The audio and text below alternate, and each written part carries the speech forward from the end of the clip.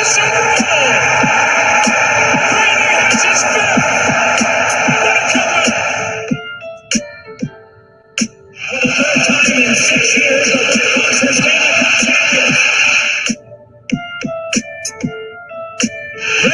fans have wanted to hear it. The Boston Red Sox are world champions. This is going to get to the point. The Cubs. Skies. It's the play. It's over. And the Cubs have finally won it all. 8-7-10. Woo! Welcome to the best sports podcast on the planet. This is Brandon Combs, Triple Shot Sports, joined as always by the Soup Boss. Soup, how are we doing today? Good. Just trying to figure out, are we going to start calling them the Golden State Buccaneers yet? Or like, what are we going to do down in Tampa Bay? Got guys restructuring contracts just to get everyone. And we haven't even seen the final cuts. I'm just waiting for some crazy cut from somewhere. And they're just going to be like, screw it. You know, we got to. Anyone got money in their pocket and they just want to give out? Let's do this. I had to do a double take and make sure Bill Belichick didn't follow Brady down there to go start coaching. It seems like they're starting to do what the Patriots used to do. I'm starting to think maybe it wasn't Belichick. Maybe it was Brady getting people to restructure contracts to come play with him. No, see, Brady used to always restructure his own contract, and then they still would barely ever sign superstars outside of Corey Dillon and Randy Moss. They still went and got the – Wes Welker was kicking – extra points for Miami for crying out loud, and they made him a friggin' near Hall of Fame wide receiver. Like, really, come on, man. Yeah, absolutely. All right, so we got a great show for you guys lined up. We are definitely going to start talking some NFL. This is the last Sunday of 2020 where we will not have any football. Swear to God, COVID. I swear to everything natural. Don't you dare. Like, the other sports are figuring it out. Don't you dare. The CDC has already come out and started making certain states making them aware that they're getting a vaccine here soon. The election's coming up, so there's no way we're not going to have football. And I couldn't be more pumped. I'm super excited about this week coming up. I mean, baseball is starting to get hot. The playoff races are starting to get hot. You got the NFL season starting on Thursday.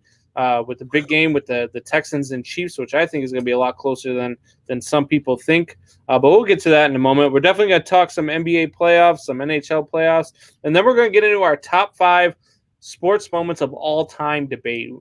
Soup Boss and I are going to go over our list and see what we think and probably yell at each other a little bit. So you're definitely going to want to hear that.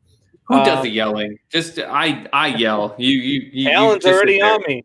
Alan, look, you can't do that this weekend, buddy. Especially this weekend. I was mad as hell last night, man. I gotta tell you, look, when they lost that doubleheader and they dropped both games that doubleheader, St. Louis. And granted, I get it. We went into both games with our, with 2 call-up starters, but still, it's just, man, it's frustrating as hell when we lose. But even more so when we lose to the damn Cardinals. I was gonna, message you because of the fact that social media, if anyone hasn't noticed, I've had a big weekend, holiday weekend, family traveling back and forth, so much stuff, fantasy drafts, everything.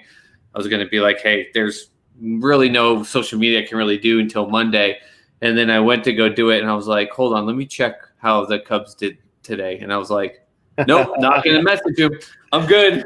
Michelle chimes in. Everyone should know what your number one is. Hey, no spoilers. No spoilers. Look, that might be my number one.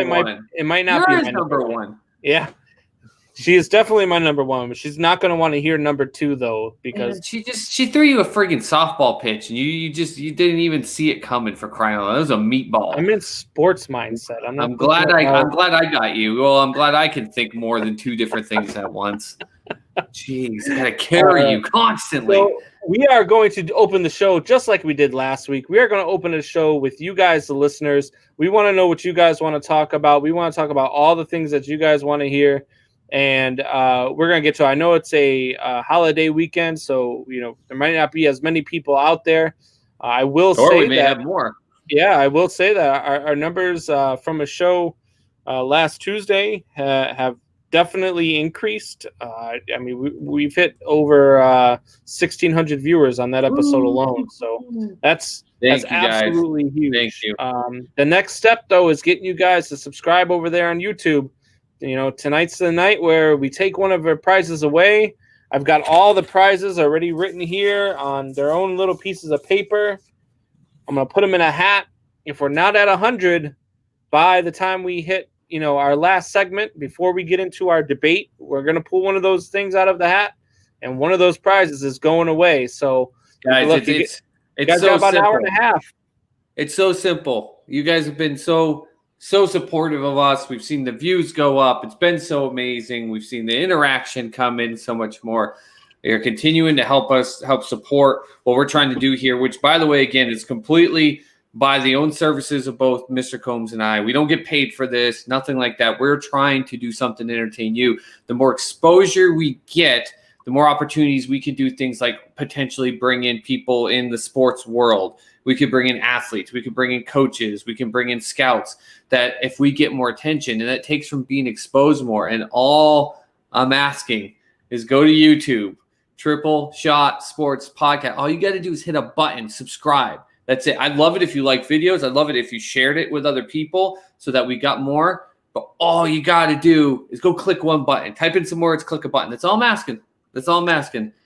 And this has been the slowest challenge that we've given you. I thought we would have already been past the number. So come on, guys. You can do this. And just to, tell you guys how easy it is, just in that time that Soup Boss was talking, I already liked and shared it on the Facebook page, and I already went to YouTube to check it out as well. So it doesn't take much time at all. A few seconds of your time. Go click and subscribe. We're trying to give you guys some really nice free stuff.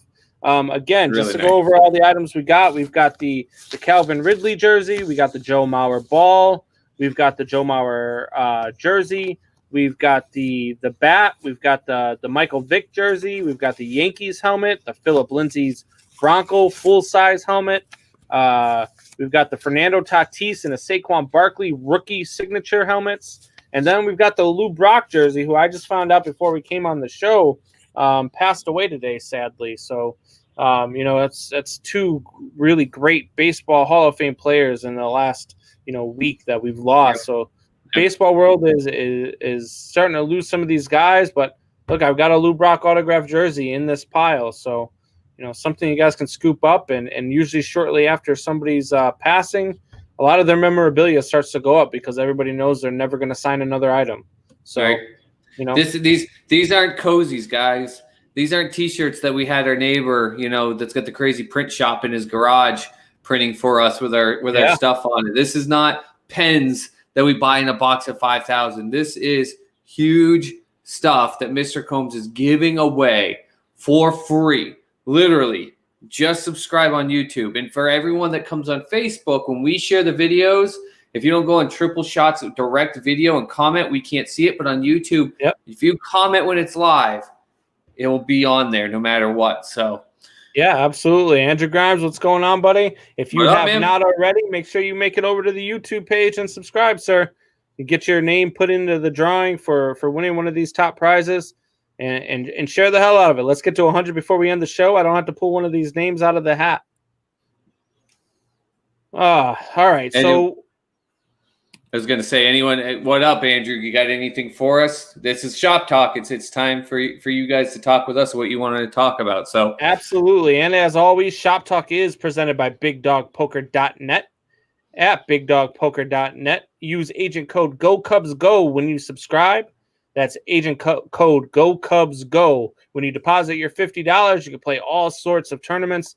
They've got some really great ones. They got a $7 tournament that they play every day. That is usually there's over $1,000 guaranteed to the winner. I played in one earlier today. That was a $6 bounty tournament. That was a lot of fun. You get $3. You pay $6, but you get $3 for every person you eliminate out of the tournament. So again, BigDogPoker.net. Agent code is GoCubsGo. So you guys start hitting us up. Let us know what you guys want to talk about. We'll talk about anything. Andrew Grimes, how many weeks before the season is canceled, or will it be able to run the whole Look, I think they're going the whole season, Andrew.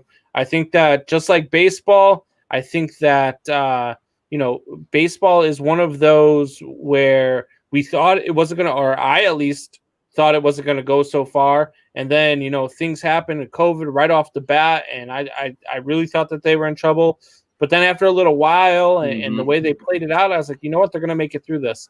And I don't think the NFL is going to be any different. They may have, 1 or 2 games that get canceled in a week.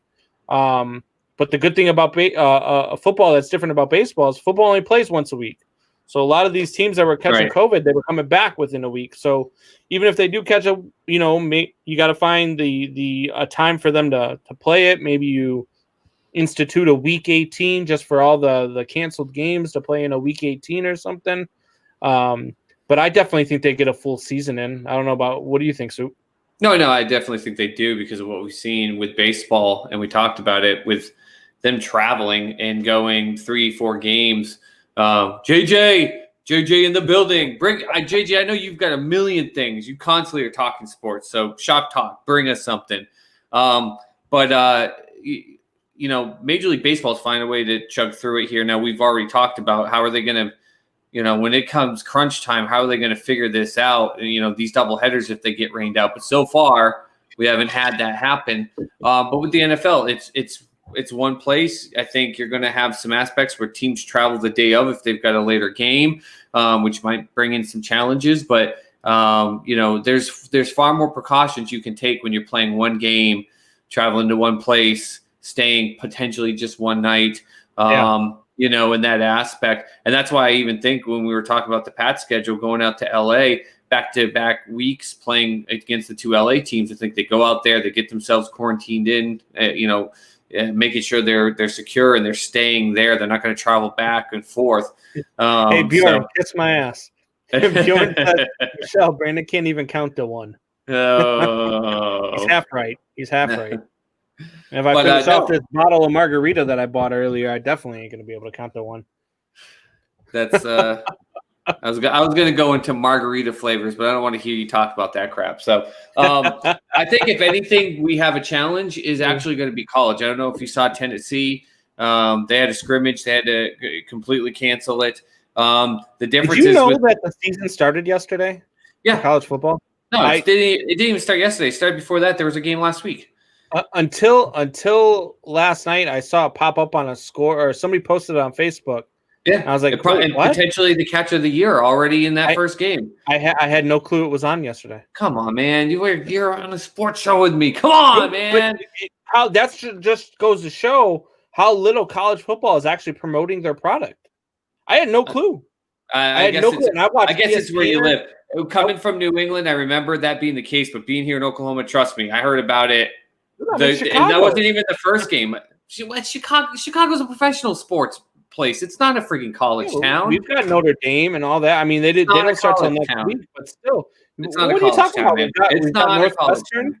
We've got Northwestern. We've got Illinois. What do you mean? Yeah. So there's decent colleges around there, but that doesn't make it a college town. It's still more professional than it is college. You have the Bears, you have the Cubs, you have the White Sox, you got the Blackhawks. They're not even promoting it on ESPN. Like I didn't see anything on ESPN about college football. And I watch ESPN every day, every morning while I'm at work. I watch, before I turn on MLB Network, I'm watching. I was just going to say, you're watching MLB Network. Well, it's not big names, but if you're not only watching the Big E and MLB Network, any of the other just random sports stations that you listen to, like when I go to the gym, they have all Fox Sports and all these other ones, and they were promoting not the one yesterday, but the one before.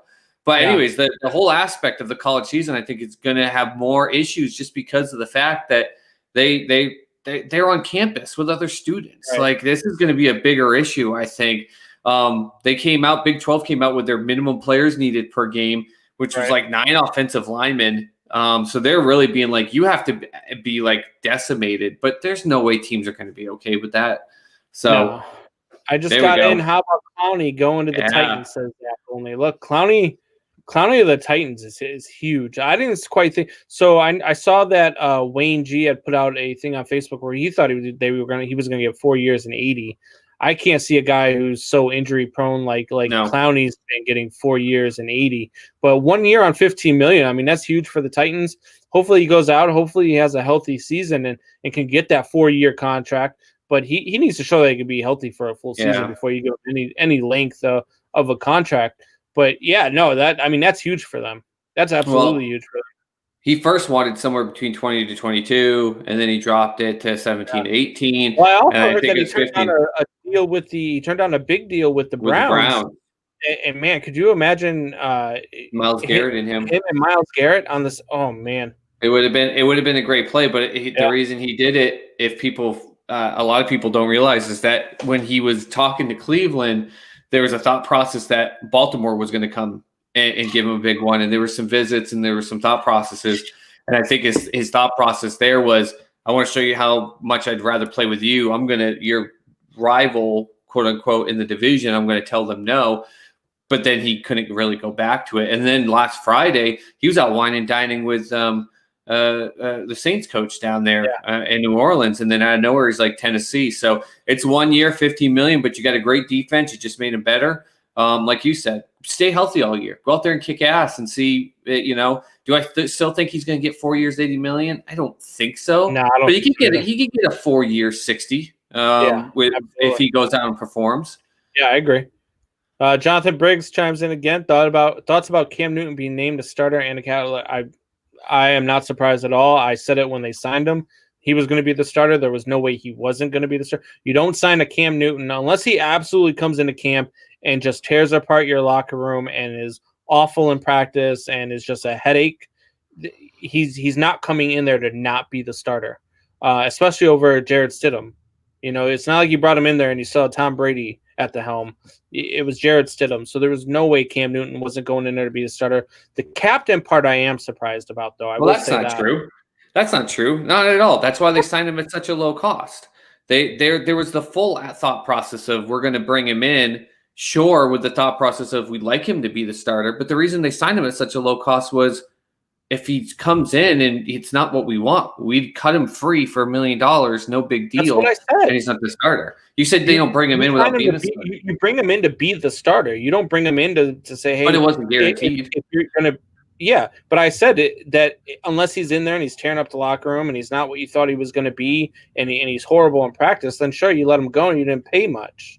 But the whole thing, you did not bring him in there to sit and be a good player and be a guy to teach Jarrett Stidham. That's not what he's there for. Well, no, they would have kept Brian Hoyer. They would have gotten rid of him and went with Stidham and kept Brian Hoyer in there to teach him. That's what it is. The captain thing doesn't shock me at all because it's player voted on the Patriots. So his teammates think he's a great teammate. Listen, in Carolina, did you ever hear about players not liking him? Players loved him. He was a great teammate. He was just too injury prone. And I just hope to God McDaniels gets it in his brain, throw the ball away, don't take the 2-yard rush and dive with your head forward. That's what he has to stop doing. Yep. Skittles here chimes in with, hey, who was the best trio in sports? Trio? I had the debate about duo, but no one. Are you talking about all time or right now? Because if you're talking about right now, man, I could name you a few in baseball. I mean, the White Sox have a great trio. I really like the trio of Moncada and God, now his name's going to escape me. Eloy Jimenez, and then Robert, that the rookie there that they got. I mean, that kid's a stud. That kid's an absolute stud. I mean, the Padres have a great trio going on. The Blue Jays have a trio of juniors going that of guys whose dads played that were really good. So Bjorn says all time. No, that's easy for me then. That's easy. Aikman, Smith, Michael Irvin. That's the last time of the glory of the Cowboys. I'm not a Cowboys fan, but when those three were on the field, they were dominant. They were dominant as a three-way, and when one of them didn't have a good way, it didn't work out for the other two. You needed all three. The dream team in basketball, the first dream team. I don't consider that because that's a hodgepodge. Because a dream team just means you get to take the best of what's available as long as they want to go, and you get to stick them all together. So it's taking the best of professional sports in America. Of course, that's great, but that's expected in that aspect. Jordan, Pippen, and Rodman. Jordan, Pippen, and Rodman were extremely good. I mean, greatest player of all time. Pippen, the greatest, probably, sidekick. Rodman, to me, the most undervalued. I read a thing yesterday which made complete sense why I love Rodman. Rodman's important. Some people are like, oh, he wasn't that good. He was so good that Jordan was running around Las Vegas like it was an episode of the Hangover movie, looking for him because he was so important to that team. Like that was his importance. But still, man, Aikman, Smith, and Michael Irvin that's what the Cowboy fans still just hang on to because they were just unstoppable. The Spurs 3 would probably be my all-time favorite. Not to say that Pippen, you're talking about Duncan, Robin, Parker, Ginobili. Oh yeah, those are my favorite 3 in basketball of all time. Because you can even say most recent ones. You got Green, Curry, and Durant out in Golden State. Jordan, Pippen, and Rodman, like you said, but my favorite 3 were those 3 in the Spurs. I loved them, absolutely loved them. That's why they were my secret backup team. Murderers Row, the Yankees Murderers Row, the 1927 Yankees were a great trio. I mean, there's a lot of going. That's a tough question, man. That's a good one. We could probably do that. You want to do that as a debate next week? No, geez, let's do it. All time. You want to hear that debate next week? All time, personal, current. Like we gotta get specific on the list here. Let's go all time, and let's go. Hey Bjorn, how about this? You want to join us on the show and bring your list of top 5? There we go. Trios? There we go. How about that? How about you join us on the show? Let's do. We'll do Tuesday because Thursday starts football, so we're going to be talking some football on Thursday. But if you want to join us on Tuesday, we'll do a debate. We'll have you on, and we'll talk about this Tuesday or next week Tuesday. This Tuesday. All right, we'll Bjorn. Talk about our top 5. Bjorn says, "Yeah." All right, hey, it's on. He says, "Yeah, man." He says, "I'm down." Hey, all right. So I'll talk to you later on, either tonight or tomorrow, and we'll have you on the show on Tuesday, and we will talk about your list of all time, and we'll bring our list too, and we'll have a good time. His nickname is Skittles, so don't forget that, Soup Boss. I'm gonna put his name as Skittles when he joins the show. I haven't forgotten about it. I remember you telling me. Marshawn Lynch, beast mode. Has Chad sniffed Gardner's jock? How many wasted first round picks does that man have to waste? I've got his jock is hanging in my shower. I use it to clean my face. I've done quite a few. I've gotten screwed in one league, which a guy 2 picks before me, huge Jaguars fan, knew what was happening. I did everything to trade the picks before him. Didn't happen. So one, I didn't get him, and then another one today. Actually, I had 4 drafts today. It was a keeper league, and the commissioner failed to let us know that it was keeper where the first 2 rounds are your 2 keepers. And then he also failed to let us know that you didn't have to do your keepers, which is the dumbest thing. So I had the 3rd pick and could have had I could have had Gardner Minshew, but instead I had to have DJ Chark and Jacobs, the running back from Las Vegas, and other people are picking up Ezekiel Elliott and guys that didn't get kept. I was like, so I just would let it go to auto. So those are the only 2. All the other ones, I got Gardner in them. First round, Tyler baby. Stephen Let's go. Bird has joined the show. Tyler, what's going on, buddy? Thanks for chiming in. Hey, for all you guys that are chiming in here, definitely make sure you go to the YouTube page as well. Subscribe, the Triple Shot Sports Podcast on YouTube. Let's get to 100 before the show's over. Otherwise, I'm taking away one of these great prizes. But he wants to know Brady versus Breeze, round 1 of 2. How does it play out? Let's see. That first one is in what? That's in New Orleans. Yeah, on the 13th. Yeah, it's this Sunday. Opening, yep. So it's in New Orleans. Man, I never, ever. This is a nice little leeway into our first week predictions, by the way. Yeah, absolutely. So good question. So I never, ever bet against Tom Brady in a big game. I just don't. I don't. Man. This is a tough one. This is one of them games where I looked at the schedule and I was like, man, that's going to be a tough one to decide. I'm going to go with and I went with it in my predictions when we did our division predictions. I had the Saints pulling off the upset. I have the road team winning in both of their meetings. It's going to be a close game. Both games are going to be close games. I just think that Tom Brady goes out and that offense nobody has really seen yet with Tom Brady in it. Plus, they got Leonard Fournette now.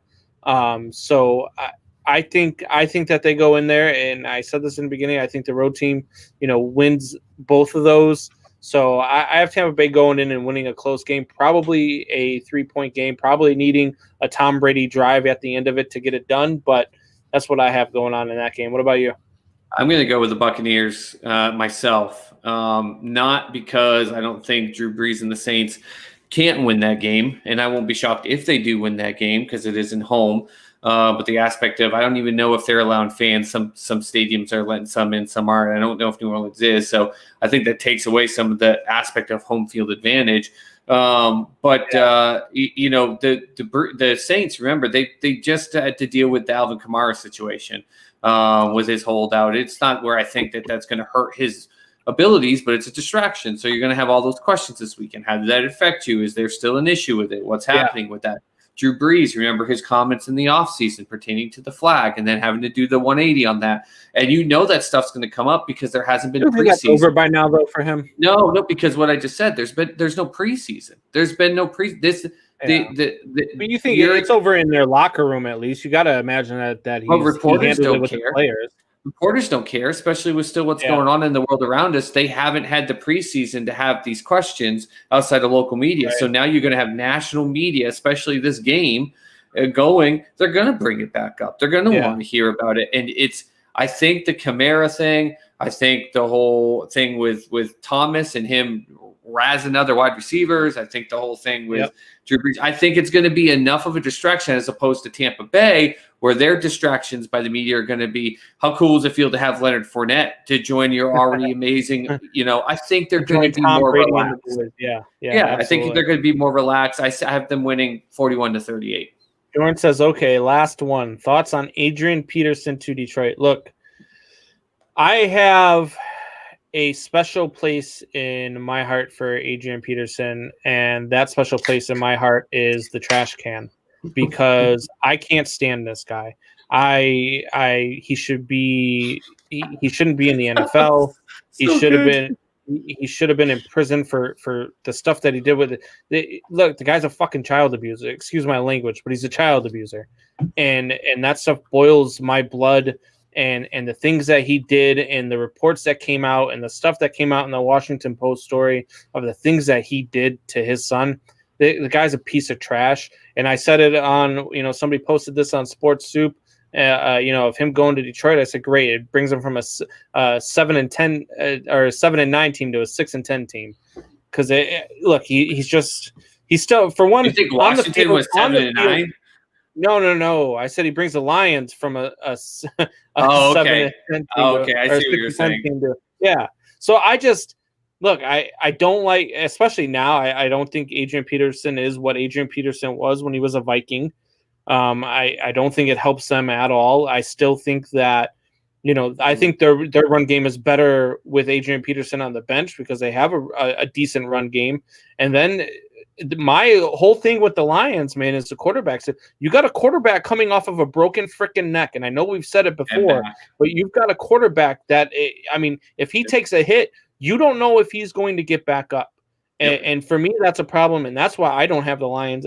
Look, we've got freaking strikeout beer, and we've got the Wayne show over there. If the Lions don't have a good year like they're predicting, because I have the Vikings and the Bears better than them, if the Vikings and Bears finish better than the Lions, they're all wearing my face on their shirts on their show, and I can't wait. I never got an answer, by the way, about them wearing a I would do the same thing with the shirt, but they got to wear a fake beard. They got to put that on. Oh, man. Well, strikeout beer would be in. They don't even need the fake beard. Have you seen those guys? That's true. Yeah, Wayne would be funnier with it, and Sully there. For me, to take out the aspect of what you said before, because I don't disagree with you, and especially the additional things that came out about the case, just in football sense. One, I think the only thing that would have been even better is if he had went to Green Bay, because I saw some Vikings fans get kind of pissy with what happened with it today. But two, I disagree with you. I actually think it helps the team out. Not helps the team out where Adrian Peterson's going to go in and all of a sudden do something amazing. The two running backs they have are Kerryon Johnson, second year, and Swift, first year. What better way to have these guys be able to do better than to be able to learn from one of the best? I mean, that's literally why Josh Rosen today, who was told by a couple teams, we will put you on the 52-man roster. You'll be able to be a backup quarterback. Decided to go to Tampa Bay to be on the practice squad because that means he still gets to be in the quarterback meetings learning from Tom Brady. I mean, that's his whole focus in it. To me, it helps those two young running backs who are the team, the rushing a game for it, learn from one of the best rushers that we've seen in the game, not personality, but just in rushing. I think it helps them in that aspect. I think that's why he's there. They don't get any parenting advice from him. Ooh, there it is. I can't, dude. I can't. I can't stand. Every time he runs the ball, I hope he tears both of his ACLs at the same time. He's from OU too, so screw him. I can't even do it with him. All right, guys. Thanks for chiming in. It's always fun chiming in with you guys. Love it. First half hour dedicated to you guys. Thanks for all the interaction. We're gonna get into some more NFL talk as well. We already got in the Clowney thing. How about Watson getting an extension? Yeah. I got to say this. It doesn't change my prediction at all with them going to be having a rough season. But I think what it did is good for him because, as I said, my prediction is that Bill O'Brien, who is already, I think, just shown the worst coach/GM moves ever, is going to look completely terrible. I have the Texans finishing 7-9. This contract doesn't change that for me. I think they're going to have a hard season where you can still see not only the greatness of Deshaun Watson, but some good things enough where the Texans are going to go, okay, Bill, you're done, but you've got Watson now locked up. You don't need to worry about a contract. You don't need to worry about him going, shoot, I don't know what's going on.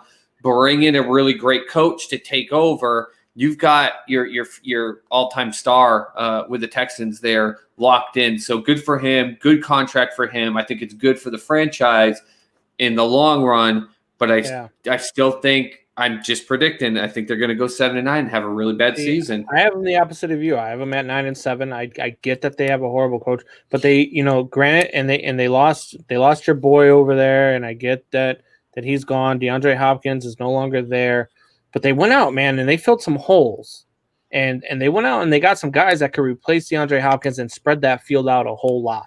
Fuller and Cooks, both completely fragile wide receivers. They can't what happens when those guys both go down? Who do you got? So I have to go back in. They made more signings that I was looking at their signings. I'm looking it up right now. But I have them at 9-7. I think they're gonna have a better year. They got Cooks, Fuller, they got Stills, they went out and got Randall Cobb. They still the QT guy, he's really good. I've liked him for the last 2 years when he was out there. I thought he was a really good slot back for them. So, look, I really think that they're going to come out and they're going to be able to do some things. Those guys like Fuller and Cooks alone are going to spread that field for them. And, right, until they get hurt. The both are going to get hurt. Everything we do is based on health, though. We don't base on what if they get hurt. I mean, we didn't base our Buccaneers predictions on the fact that Tom Brady's healthy the entire year. No. You don't get to pull that after you just brought up Matt Stafford. You just brought up Matt Stafford and made that a huge point about why you can't bet for Are either one of these guys coming off a broken back? So I'm literally giving you the same aspect. No, but they are two players who consistently every single season get hurt and cannot play the whole season. How can you take two players that have not played one full season outside of Cooks back down when he was with New Orleans many years ago? How the heck can you use that and say that you're confident that they're both going to get through a full season? Like, I didn't say they had broken backs, but they both have for the last 2-3 seasons have not finished the season at all. They're once you start breaking down and have multiple years in a row where you get hurt, it's usually the case that keeps happening. This is not a Keenan Allen situation where he got majorly hurt one year and people were down on him, and then he came back and proved that he's one of the best in the NFL. But Speaking of contracts, Stills is a really good wide receiver as well. Stills was a good wide, so he's a good fill-in if one of those guys go down. And Randall Cobb is a good option when those guys go down. And then you got that QT guy, and he's really good too. The fact that you have to say it is that QT guy just proves that it's like me saying any small scale practice squad guy off the Patriots. That's something guy. That Gunnar Oslowski guy. That's some big thing. Cobbs is good, but he's 135 years old. And we're gonna run this back when it comes down to it. and the Texans finished 9-7, and they're Cool. everybody's darling going into the playoffs. Cool. Let's make sure in the World Series we play back your amazing Angels prediction. Hey, look, I was awful with the Angels prediction. It was a horrible prediction. But I was right with the Padres. So was I, though. So, look. We tied on that one, buddy. Yeah, absolutely. So, well, look, I think the Texans are going to be better than a lot of people give them credit for. I mean, you've got them 2 games better than me. It's not like you're making it out like they're 11-5. Like, you got them 2 games better than me. Right. It's not like a major difference. Now, it is playoff to non-playoff difference, I think, in the AFC this year. Whereas in the NFC, you've got to be 10-6. But, I mean, you got them then getting in the playoffs at 9-7. I got them missing 7-9. I think either way, though, if they get in 9-7, the playoffs, they get knocked out in the first game. Do you think that's successful? Do you think the ownership of the Texans want to let's run it back again with Bill O'Brien and go through for another 9-7 season? I think once you replace Bill O'Brien, I think you have a better chance. Yep.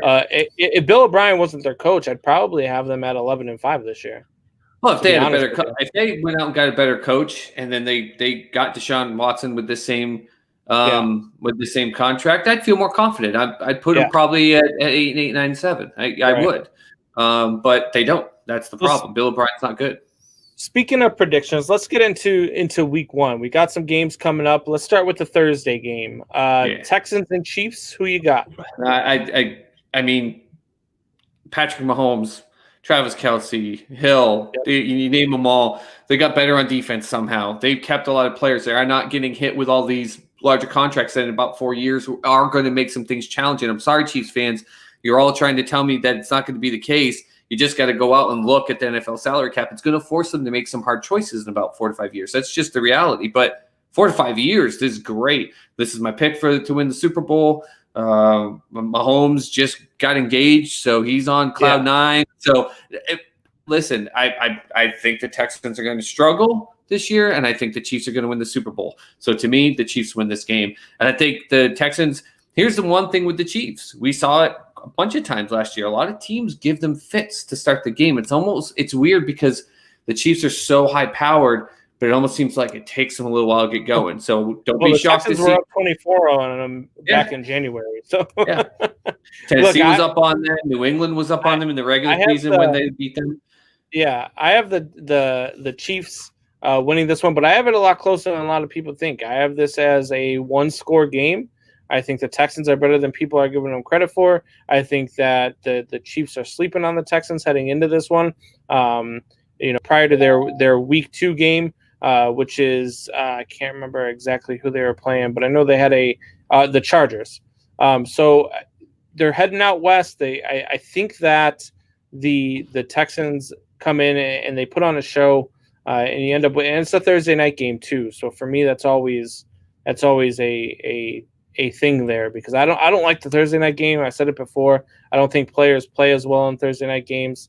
When it's you've been playing the season, but they haven't been playing. They haven't even had pregame, so they're going to all come out actually energized. I think it's 38-24 with the Texans getting a garbage touchdown at the end.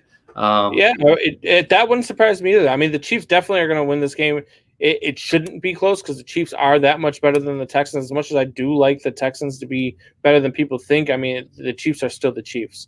So let's go into the Sunday games. You got the Jets and Bills kicking off at noon. Who you got? And my boy Josh Allen getting Diggs in there. They're going to the whole point of what they're going to do is say, okay, this is now our time. Okay, well, we can all admit it. As long as Tom Brady was here, no one's going to do anything. Tom Brady's gone. We don't care that the Patriots got Cam Newton. We are ready. Our defense is young, but it's strong. We went out and got Diggs to make this shocking, decently good offense even better. We drafted Zach Moss, who's going to be a big part of splitting that up with Singletary. And I don't care what.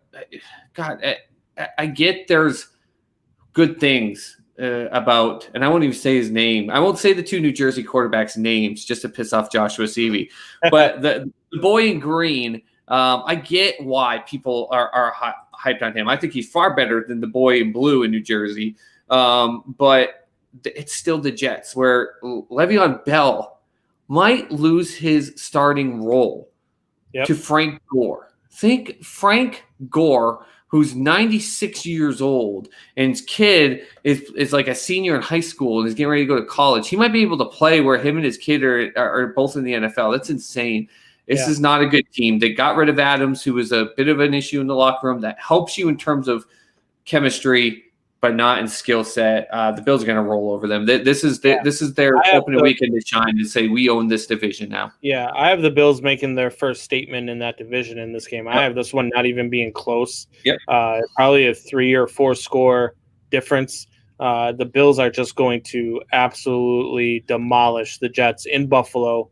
They're going to put a hurt on. They're going to make a statement. Hey, look, people like us, and there's a reason why people like us. We're for real, and we're coming for you.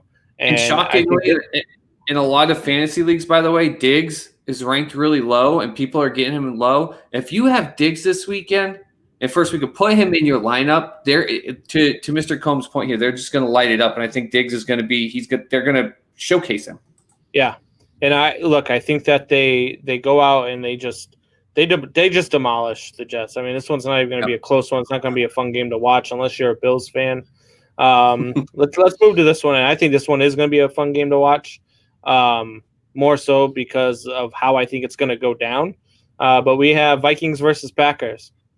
Crazy that's a noon for me in Central Time, but 1 p.m. game. Like that's crazy to me. I thought that would at least be a 4 p.m. game. Yeah. I've got the Vikings absolutely running away with this one. I think that this is the beginning of the end for Aaron Rodgers in Green Bay. I think that Aaron Rodgers goes out and has a tough game. I think that Vikings D has a great game. And then the whispers start, the Jordan Love whispers and the fans whisper and all the questions headed Aaron's way. You know, is the sense that Jordan Love's on your your heels? Is that what's going on? Like, what's going on? Why did you have such a bad? I have the Packers having a down year. I don't think Aaron Rodgers liked the Jordan Love draft at all. So much so that I think that next year he is playing for a division rival, a la his predecessor, Brett Favre. And I think the Vikings absolutely, speaking of statement games, like we just said, the Bills are going to make, I think it's going to be the Vikings statement. And the Vikings are going to go out and say, look, this is our division. We're the team to beat. Come get us. And I think they're going to put on a clinic. Yeah, I've got the Vikings win this game. I'm not selling down Aaron Rodgers like you are. And trust me, I'm no big Aaron Rodgers fan. I can't stand when people try to say that he's just as good, if not as better than guys like Tom Brady and Steve Young and stuff like that. Yeah. He's not, in my opinion. You don't get to date Olivia Munn and absolutely screw that up, by the way, either in my book, and be a good human being. But anyways, in reality, though, I still think the chip on his shoulder is actually, I think, going to get him to a point where he has some big moments and some big games. And even though he doesn't have a lot of weapons, he still has some weapons that did really damn good last year. And he's got a couple he's got a young wide receiver and a young running back. Remember that they drafted. The thought process was, well, they were going to be for Love, but Aaron Rodgers is still on the field. Yeah. With that said, I still think the Vikings find a way. I'm actually thinking this is going to be a close game, but that defense, especially when they got Ngakoue, I mean, just a beast of a defense. The secondary is the only thing that worries me, but the safety duo is good enough to cover up on that. And I think the Vikings win a game that's much closer than the Bills-Jets in that, statement game. Yep. But it'll be good for the Vikings to go, no, we're gonna win this division. We're going to start it right here. That's why I've got them winning the division. So I got the Packers 9-7 outside of the playoffs. So another game I think is going to be a runaway is the Eagles in Washington. Mm-hmm. This game is going to be close. This is going to be another one of them boring noon games that were like, man. And the worst part is it's going to be such a blowout that it's going to run into the 4 o'clock games. People are going to be like, are we really showing this instead of the start of the 4 o'clock game? Are we really watching the fourth quarter of the Eagles up by 35 points on the Washington, not Redskins anymore? Is this really what we're doing? And I think this is going to be that game. I mean, there's always that one afternoon game that just drags and drags and drags because one team is just annihilating the other one, and the clock just keeps stopping because they keep scoring. And that's what this is going to be. The Eagles are just going to, I mean, the Redskins, or the not Redskins anymore, are about to be the redheaded stepchild of the NFC East. Yeah, I mean, you're going to get a lot of media attention on this, obviously, with what's going on with Dan Snyder. the change of the football name, Alex Smith's return, making the roster, which they're hoping to make a feel-good story. You've got Rivera with the cancer battle and still coaching. So there's going to be a lot of storylines on it. And not only that, you're going to have the storyline of Carson Wentz because he's already gotten banged up in practices.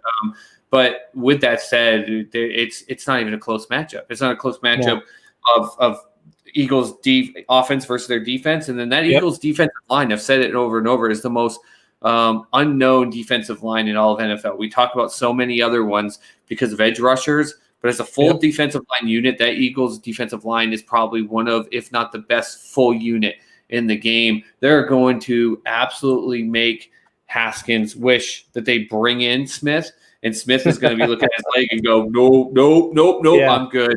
It's not happening. Game. It'll start with a lot of news in the beginning, and like you said, hopefully they just move it over once the other game starts. All right, so coming to another one where I think it's going to be a good game, a really close game, a game where you've got two teams that just seem to just not like each other, probably because they moved out of one and became the other, and then the other one finally got their team back. But we got the Ravens versus the Browns. I think that this one is going to be extremely close. The Browns want to show that they're for real. They want to show that they're not the Browns anymore, that they're a new Browns. And I think the Ravens ultimately win this one.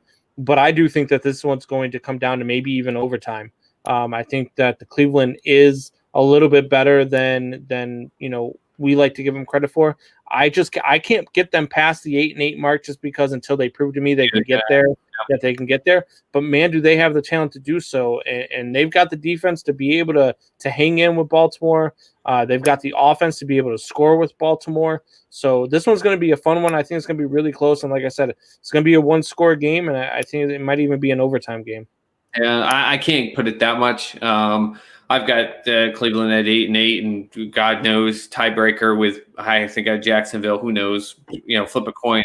But a couple good things I've liked is the fact that Baker's kind of come out and just been like, last year I was, I wasn't mentally doing things the right way. He's trying to mature. He's trying to show that, and I think he's got to prove it this year. I mean, you don't go out and do what the Browns did. Remember when they made all those moves? And I know you hate him, but Colin Cowherd called it out. He goes, I don't care what moves you're making. Here's the problem. Baker Mayfield's the problem. And even though he's OU, I'm a huge fan of him because I love his personality. I love his Brett Favre-esque mindset with the gunslinger. But here's the thing with Brett Favre. He would be a gunslinger when he had to be. And Baker Mayfield has to stop thinking that the second he rushes out of the pocket, he's got to throw it as far downfield to Landry, BJ, that he needs to. He's got to learn to check it down. He's got to learn to throw it away. And if they can do that, they're going to do well. But man, this Ravens team, that defense is just amazing. Lamar Jackson, the reigning MVP, he's got a chip on his shoulder to try to prove after what happened last offseason that he can come back and lead this team. And I'm telling you, man, Dobbins, the young kid that they drafted there, he's just lighting it up in practices. It's going to be a great 1-2 punch. I know the Cleveland defense is good, but when you got Ingram smashing it up in the middle, and then Dobbins is going to be bouncing out off to the side when you already have to worry about Lamar doing that, I think it's going to be too much. And I think they're going to win it by a good 11 points. Okay. Difference of opinion there, for sure. We haven't disagreed much on the NFL yet. So we haven't disagreed on the outcome. The outcomes are still the same. Just how would they get there? Here's the one we're probably going to disagree on. Here's one for you. Jaguars, your boy, Minshew, versus the Colts. Yep. I have the Jaguars beating the Colts in this one. I think that I just look, I don't believe in Rivers. I don't believe in the Colts. I think that the Jaguars are just a better team. I had this when I did the division predictions. So I think that the Colts are absolutely going to lose this one to Jacksonville in Jacksonville. Yeah, it's I'm kind of flabbergasted here. I'm trying to figure out what I'm doing because I assumed we would be completely different on this. Obviously, my boy Minshew, I love it, and I know that they got Ngakoue and they traded their safety over to the Browns, which was a big pickup for the Browns and all that stuff. But they still got Didi, they still got Chark. They've got a good young core. And then I know they got rid of Fournette, but they're looking at Devontae Freeman, who I know, okay, is not Leonard Fournette, but Leonard Fournette was, I mean, it's being reported, he was just an issue in the locker room. And we sometimes talk about it. You can be as good as you want to be skilled on the field, but you need to be a player that the other players respect. And that's why Gardner Minshew got that role over Big Dick Nick, is because, Nick had some issues and then got an injury and stuff like that. But it really panned down to the fact, you look at their social media and stuff, the players love Gardner Minshew. They do. He's there for them. He'll have their back. That defense is questionable for sure, where Phillip Rivers is going to have some good throws. I think T.Y. Hilton is trying to come out to prove that he's going to be okay. But I'm with you. I don't get the Phillip Rivers craziness, and I cannot stand that people have him not only in their top 10 for power rankings, but top 5. That someone put them 5th in their power rankings. I had in the season 8-8, so I didn't hate them, but I don't love them. They do have a crazy good offensive line. They've got a pretty damn good defense in Indianapolis as well. That would have been good to have when you had, your franchise quarterback and Andrew Luck in there. Maybe he wouldn't have retired, Colts. Yeah. So no kidding. Stupid. Stupid it took him retiring for them to be like, maybe we should better up our offensive line. Yeah. And look, I just don't when I watched Phillip Rivers last year, I watched a guy who looked like he was done. And I said it before. I watched a guy who looked lost when he threw an interception. And the Jaguars have proven over the years that even though they've lost a couple of their guys on defense, they've proven over the years that they're pretty good at taking the ball away. And so I don't know. I have a feeling I had them winning this one when we did our division picks. This was one of their 8 losses that I had, was in Jacksonville, to a divisional opponent. Always hard when you go, from Indianapolis down to Jacksonville and you're playing in that Florida sun. It's a different thing. So I have the Jaguars. Difference between these two quarterbacks, what you just said. Last year, I watched Phillip Rivers throw an interception that was easily his fault, flipped his helmet up on his head, screaming his head off. Thought he was screaming at himself. No, he's pointing at the receiver. They showed where the route should have been. The receiver ran the right route. He's over there throwing it. Minshew threw an interception in a game where he was rolling left and decided he could try to thread it in the end zone, got picked off, and he went over and he said, that's all on me. It's on me. It's my fault. I'm sorry, guys. That's the difference. I'll take the guy that says, that was my fault. I will do better next time, over the guy that's yelling and screaming at people when it's his fault. All right. Now we get to 2 teams that that they think everybody is sleeping on them. And that is the Las Vegas Raiders and the Carolina Panthers. Good for 2 teams that were presumably dead. A lot of people don't like either one of them. I think Carolina is going to be a little bit better than people think. I don't think Las Vegas is going to be better than people think. I think they are what people think that they are. But I have Carolina winning this one at home. I just do. I love the addition of Teddy Bridgewater. I thought he was a great substitution for Cam Newton. And so I have the Panthers winning this one. This one, too, I also have as being a close game, though. That Raiders defense is pretty good. They got a really good run game with Jacobs out there. I trust Teddy Bridgewater more than I trust Derek Carr. I mean, we're going to go 7 for 7 now together with this. I mean, listen, I say it during my arguments with you with your Jameis Winston crap is this Carolina team got to watch both those quarterbacks and Teddy Bridgewater and Jameis Winston, who were both able to be signed, and they said, yeah, we'll take the game manager. Yeah. He didn't have the 30 touchdowns. He didn't even have 300-yard passing games when he was there with that crazy Saints offense. But Teddy Bridgewater managed those games. He knew when to throw it away. He knew when to check it down. He's very smart. He obviously learned. He took the injury and used it as a driving force for himself. Learns the game. And people are like, oh, Christian McCaffrey has no one. Teddy Bridgewater is a game manager. DJ Moore is going to be absolutely no slouch whatsoever. They've got pieces there. Is it fully there yet? No, I think they need another year or two. And they've also are sitting in a division that has got the Bucks and the Saints, which are going to be hard for them to overcome. But I think they're going to be better than the Falcons, who's got Julio Jones and Calvin Ridley, Matt Ryan. I still think they're going to be better. So I've got them also winning. to kind of take a page out of your book, going from Las Vegas to Carolina, though I don't always credit cross-country travel as being an issue. I think with the first week and all the COVID stuff and trying to figure out how that works, I think that's going to be enough for the Raiders to – Carr's going to have an okay game, but, yeah, give me Carolina, 7 for 7, you and me matched up. All right, so now we get to something here, man. We got to disagree on something. I think we might coming up here in a little bit. But I've got so the next game is the Lions and the Bears. And I said this before, and I'll say it again. If they start Trubisky, this is how the season's going to go. Trubisky's going to go out, and he's going to have a bad game, and he's going to lose to Detroit. And then I have him next week losing again before finally they say enough's enough and they bring in Nick Foles. So I have the Lions in the upset here. I'm going to have my eyes on this game. I'm certainly going to be tuned in, watching really closely. The Bears did so much this offseason to get better. With they went out and got Gibson. They definitely upped in with the middle linebacker. Can't think of his name right now, out of Dallas that they signed. And then not to mention we already had that sick defensive front with Hicks and with Mack. And the Bears defense is going to keep them close in this game. But ultimately, I think at the end, Trubisky's going to need to lead a drive to try to win the game, and he's not going to succeed. So I have the Lions winning a close one over my Bears.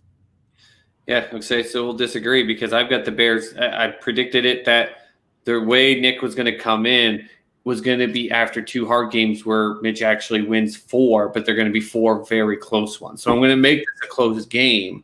I think Stafford coming back, yeah, he has the injuries, but he's going to be excited to get back out there because he's a guy that loves the game. You got Adrian Peterson in there to bring some excitement. You get some young players. But you said it. The Bears brought in lots of pieces to make an already stellar defense even better. I already told you, Allen Robinson, to me, is the number 2 wide receiver in the game because look what he did with Mitch Trubisky last year. I think they win this game, and it's going to be close. And like I said, I hope you're right. Start the season, but they're going to be really close games. So I'm looking like 19-17 here, like close game, but I got the Bears winning. So that's our first disagreement. And it's the first time I hope you're right and I'm wrong. So, all right. So next one here. Here's another good one in real life.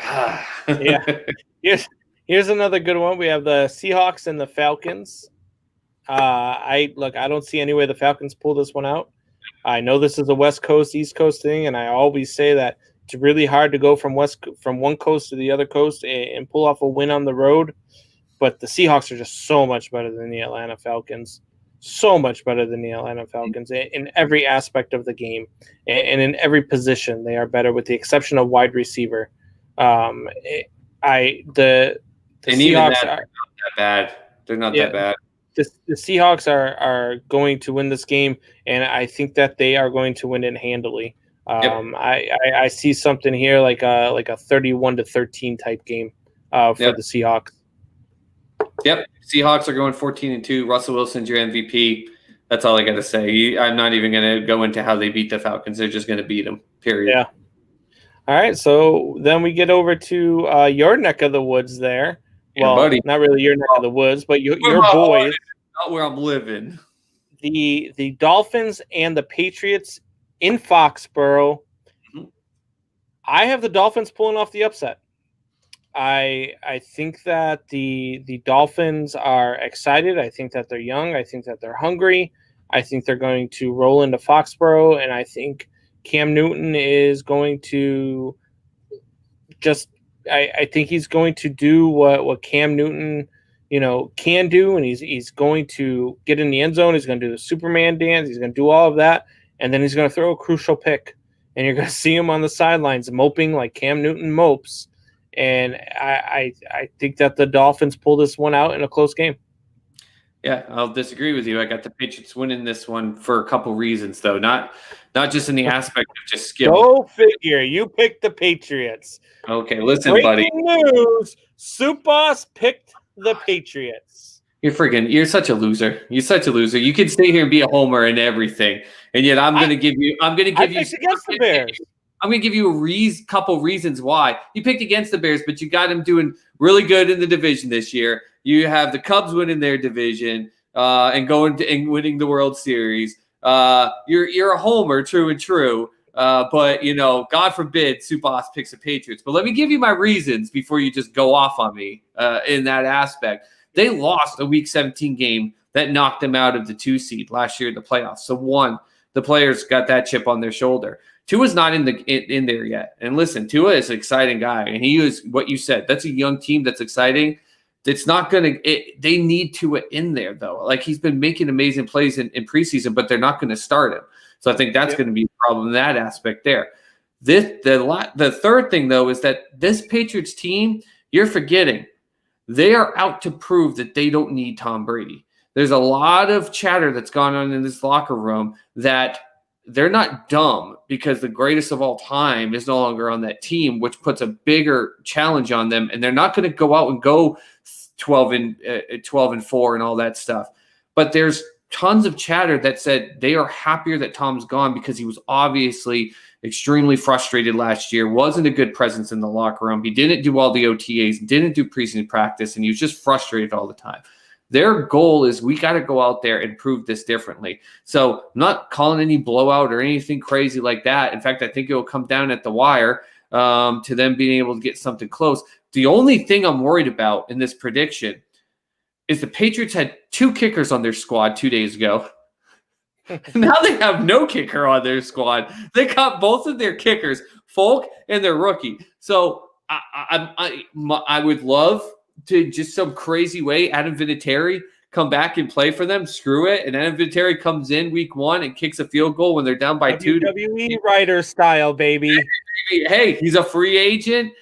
He's always had love and respect for building the squad. They didn't even announce the signing. They just need a field goal at the end of the game, and out of the tunnel runs Adam Vinatieri. His music starts playing. Hold on. Yeah, that's what I meant. My Patriots won. I got them winning a close one. I got it, something, nothing crazy, 21-20, close game. But the Patriots need to make a statement. They need to do this. Whereas Miami needs to, show that excitement you're talking about. They're young, but they're going to start doing more things once they have Tua in. And they didn't make him the starter, so I don't see it yet. All right, so moving on from that, we start getting into the later games. And this one here. Why is this a later game? Why is this a later game? But the friggin' Packers and Vikings or Browns and Ravens, hell, even the Raiders and Panthers with everything. This is your later game? It's not even in LA. I don't. Why is it just because your first pick, Joe Burrow, is in this game? Well, Cincinnati, if I'm not mistaken, I believe Cincinnati runs on East Coast time. Right. So I don't understand the later game here. I look, Chargers and Bengals. I have the Chargers winning this one. I have the Chargers being 8-8 this year. I have them better than what Subas thinks that they are. They're definitely better than the Bengals. The Chargers are going to win this game, but it is going to be a 9-6 game. Okay, do you got a quarter somewhere? I'll flip it. I don't really care. Joe Burrow wins the game, throwing a back corner fade as time runs out to AJ Green, who jumps up and snaps his kneecap when he comes down because he's fragile. Game over. Bengals win last. I don't care. Yeah. I can't believe with this game not being in LA that this is NFL. Stop it. Just stop it. I get he's your first round pick, your very first pick. Stop it. That was a terrible, terrible thing to put on their main attraction for the 4:00 game. Stupid. All right. So next 4:00 game, we got the 49ers versus the Cardinals. Good game. See, I have the Niners winning this and winning it big. I don't think that the Cardinals are there. I really am not a big believer in Kyler Murray. I just don't. Even with DeAndre Hopkins, I don't see Kyler Murray as a starting NFL quarterback or a franchise quarterback. I don't think he's the guy that can get it done for him. The Niners are coming off that Super Bowl loss. They're looking to be hungry and prove that it wasn't a fluke. They're in San Francisco. I think that they are going to go out and they are just going to dominate this game from start to finish and win this one big. Well, seeing in San Francisco, we know for a fact they'll have 0 fans with LA and their shutdown. So we don't have any aspect there that really gives me any reason to think that even if it's at 22% like Kansas City is going to have in that area. I don't disagree with you in the fact that Kyler Murray isn't a long-term, hardcore Hall of Fame franchise quarterback, but I do disagree with you in the fact that he isn't actually a starting. He is a starting quarterback in the NFL. I don't think he did anywhere near as good as people give him credit for last year, but he did a decent job as a rookie. People putting him in their top 10 quarterbacks this year, give me a break. Don't be stupid. But I think this is going to be an exciting game. I think that the Cardinals defense is fantastic. You've got Chandler Jones, who I obviously get a piece of my heart for, drafted by the Patriots, and they traded him off over there. But finally getting his just due noticing by the other NFL players. Great defense. You get DeAndre Hopkins. Kyler Murray can now go. They can let Fitzgerald run down low patterns instead of deep ones. I'm not big on Kenyon Drake being that big-time running back out there. I don't get it. He's had this opportunity before, and it's not like he took advantage of it. I do agree with you, though, that the Niners are going to come out with something to prove. They're going to try to prove that wasn't a fluke. All the talk about Jimmy being handoff Jimmy, everything like that. Kittle is a hell of a tight end. And that defense is just stellar, and it's got two of the best ends in the game. So, yeah, give me the Niners, but I think it's going to be a good game. I think it's going to be closer than you think. All right. Now, let's get into the game that I thought should have been the Sunday night game of the week, but it wasn't, and another scheduling decision that I just don't understand by the NFL. But we have Saints and Buccaneers, the last of the 4 o'clock games.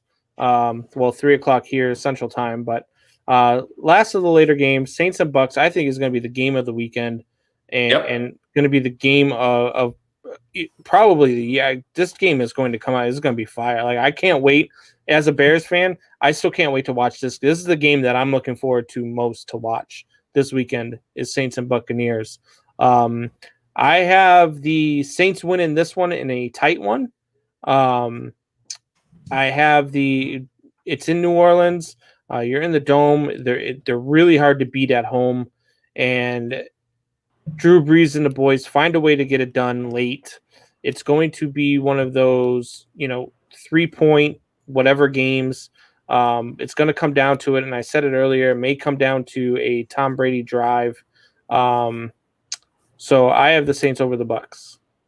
Yeah, and we already talked about this earlier, but I've got Tampa Bay beating the Saints in a close one.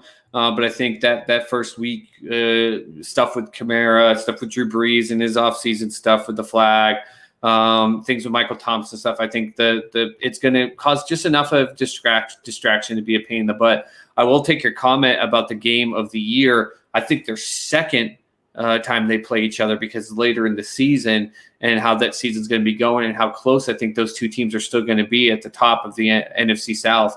I think that will end up actually being the game of the year and that one. But I've got Tampa Bay winning a close one, but I got them with the upset there. So then we get to the Sunday night game, which I can completely explain to you why. And just so you know, company that I work for is an architectural and engineering design firm. I work with a lot of the people within the industry. And the reason why they did this, and I'm kidding you not, because I know people that work for Jerry and the team down there, SoFi Stadium was supposed to open up, be that whole brand new stadium out in LA. Do you know who funded and is behind a lot of the finances for that stadium in a business aspect? That's Jerry Jones in his side business things. He actually was behind a lot of the funding. His investment teams did a lot of the stuff to help get that stadium built out in LA. So this is like his second baby out there. And because it's the unraveling of what was supposed to be the futuristic football stadium for the NFL, that's the only reason that this got it over Tom Brady and Drew Brees and what you said potentially is the game of the year. Come on, Tom Brady versus Drew Brees are the unraveling of a Rams stadium in a stadium that they aren't even going to win a division in and not even be in the playoffs in.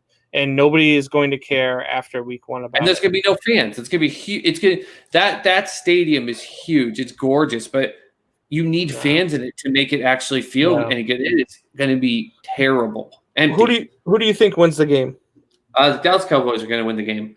And I want them to win the game just because I want the chaos that comes with the whole Dak Prescott, should he be signed, crap. I think you're going to see CeeDee Lamb come out to try to put his stamp on why he feels he's the best rookie receiver in the NFL when you've got Gallup and Cooper over there, Ezekiel Elliott, who we have both said is the number 1 running back. And I think they're going to do great. I think they're going to, even though the Rams defense is decent, they're going to beat up on them.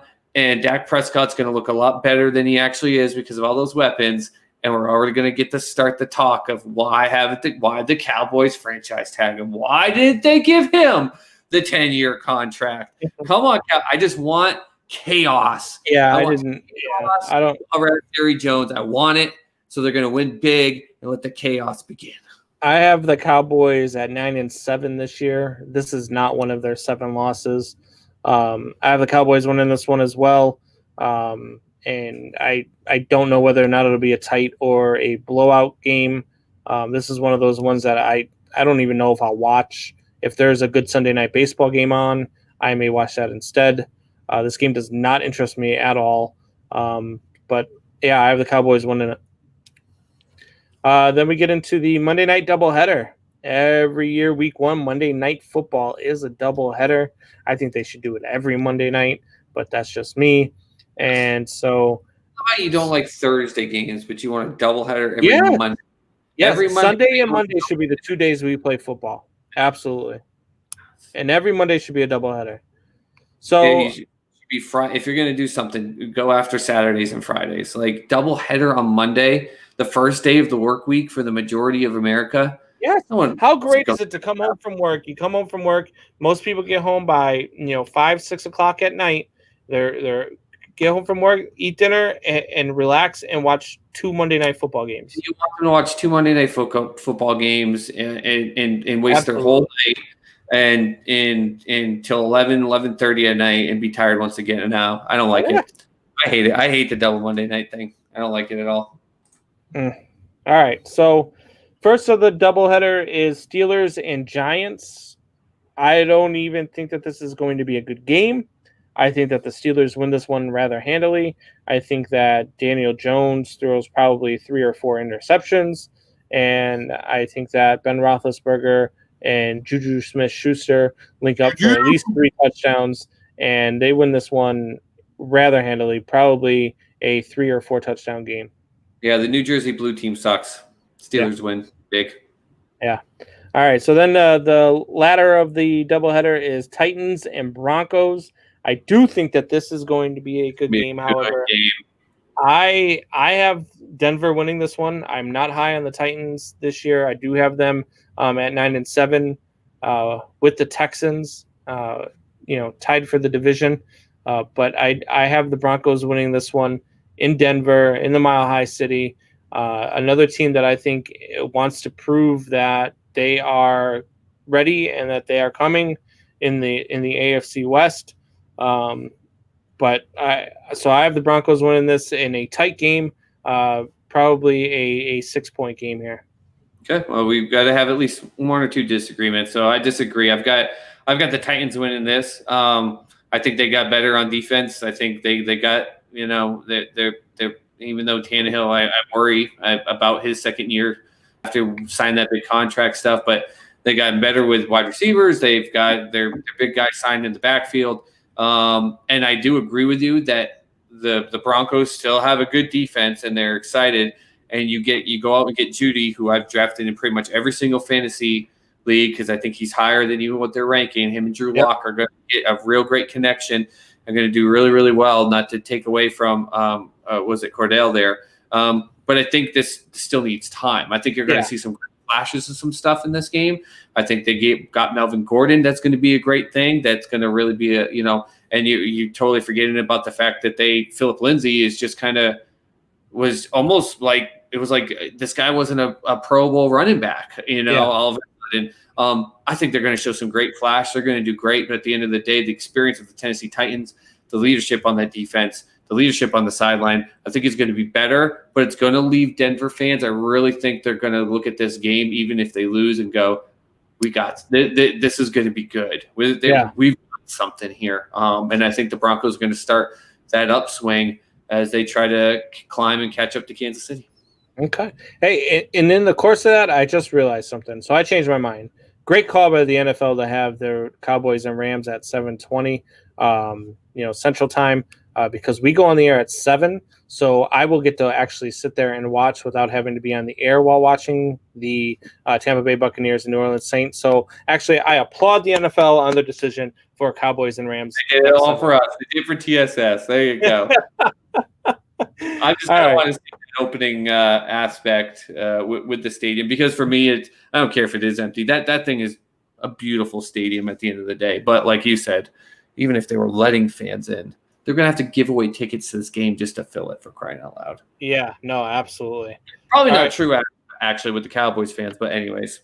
So we're going to take a quick break, and then right after that, we are going to talk real quick some NBA and some hockey, and then we will get into our top 5 sports moments of all time debate. So stay tuned for that. You guys definitely will not want to miss that. We'll be back here in 30 seconds. Stay with us. Keep with us, guys.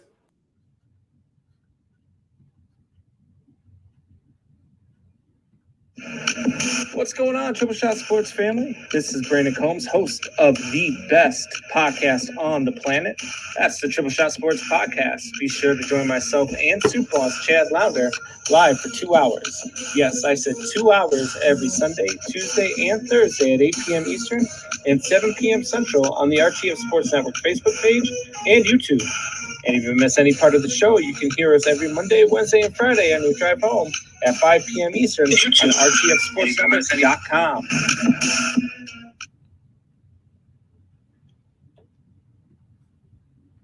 All right, guys. So we are back. So real quick, before we get into our top 5 debate, we do have some NBA and NHL playoff action going on. The NBA has been absolutely insane to me. I have no clue what's going on with Milwaukee. The Miami Heat are just running roughshod all over the Milwaukee Bucks. They are up 3-0. I did not see this coming.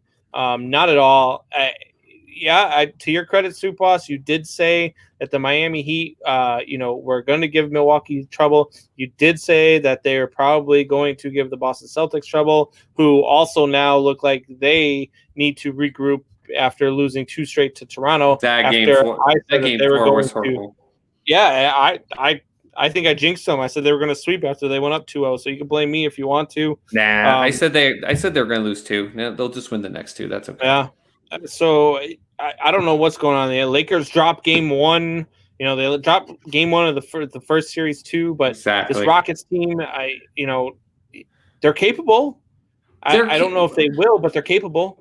They're capable, but this is also, do you really think that the team that needed to go right to the last second to beat the Thunder in 7 games by 2 points, nothing against the Thunder, as I love them being here in Oklahoma City, and I still think that they were, as a team, a better team altogether than the Rockets, but that team, remember, the Lakers lost game 1, and what did I tell you?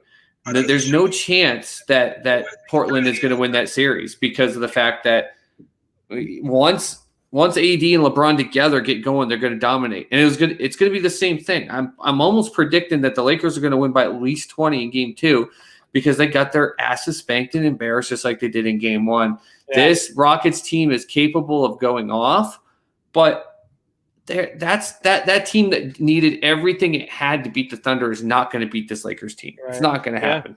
No, I agree. There's no way the Lakers. I think they get one more, but the Lakers are going to win 4-2. Yeah. You think the Celtics? You think the Celtics are in trouble?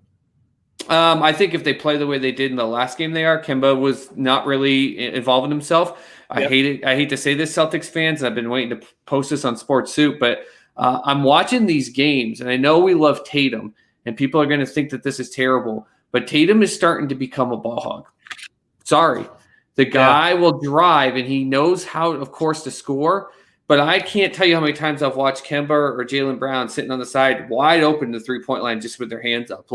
He closes in and gets surrounded by three guys. He's got to learn to kick it out more. Not saying he doesn't. But if they play that way again, they're in trouble. Brad Stevens is not going to let them play that way again. Remember, it took the perfect pass, the perfect shot to beat them in game 3. They could just as easily be up 3-1, and this is just a blemish. I said they'd win 4-2. I don't think Brad Stevens lets them play that way again. And if they win game 5, I think they close it out in 6. All right. The Nuggets even up their series at 1-1. Do you think that the Nuggets can come back and beat the Clippers? I do. I do think they can. And I am actually calling the upset in 7 games with the Nuggets beating the Clippers. Okay. I'm not saying it's because the Clippers aren't as good as people think they are. I think it's because the Nuggets are better than people think they are. The Clippers probably can win another game or 2 in the same way they did game 1, where they just go off. But the problem is that the Clippers, if Kawhi is just not feeling it, and we all know the Paul George aspect where he can show up big, and he was very forthcoming about his problems with depression or whatever he was saying while in the bubble, which is great to see a player come out and speak that way openly and candidly. But that creates some challenges for them when we saw it in game 2. Whereas the Nuggets, what they did in game 1, that's not their norm. People don't realize it because no one really seems to care about the Denver Nuggets. But as a guy living out here in the Midwest, trust me, that Nuggets team you saw in game 2, that is what the Denver Nuggets are. I think they upset and win this in 7 games. And I just flipped on the Lakers and Rockets game. 9 minutes to go in the second quarter. Lakers are up 44-24. Yeah, see, I told you they're going to win by 20 plus points tonight. It's just it's so great when teams get to shock LeBron James and kind of put that see, we're just as good. But the problem is when LeBron James actually has good players around him, he gets then angry and motivated, and he gets those players around him angry and motivated. Yeah. So the Kyrie Irvings and the Anthony Davises and the Dwayne Wades, he just gets them that much more angrier, and they're gonna destroy the Rockets. I think the Rockets might win another game, and that's it. Yeah. All right. So hockey, we had a Game 7 frenzy over the weekend. I was 0 for 3. I was 0 for 3 in my last 3 games betting. I'm not betting on any games the rest of this hockey season because I'm probably 50-50 in all my bets because I think I'm literally almost even on my money numbers. But holy cow, the complete opposite of what I thought in almost all of them. Yeah, the Stars, Knights, and the Islanders all advance. Knights and Stars kick off tonight. Who do you got winning that series? Yeah, it's really hard to kind of go against the excitement of what the Dallas Stars put together. They continue to be a team that they can lose to you by 6 scores, and they'll turn around and beat you by 4 goals. They're up 1-0 right now in the second of game 1. They're up 1-0, and what's crazy is the Golden Knights had to go to 7 games because game 6 they lost to the Canucks 4-0. Yeah. But I still think the Golden Knights are the best team in hockey, and I think that's a very well put together team. And even though they're down 1-0, I'm gonna have them come back and get this win tonight. Yeah, come back and get this win tonight. Yep. Okay. Hey, I think the Dallas can pull the upset here. I like the Dallas Stars in the finals.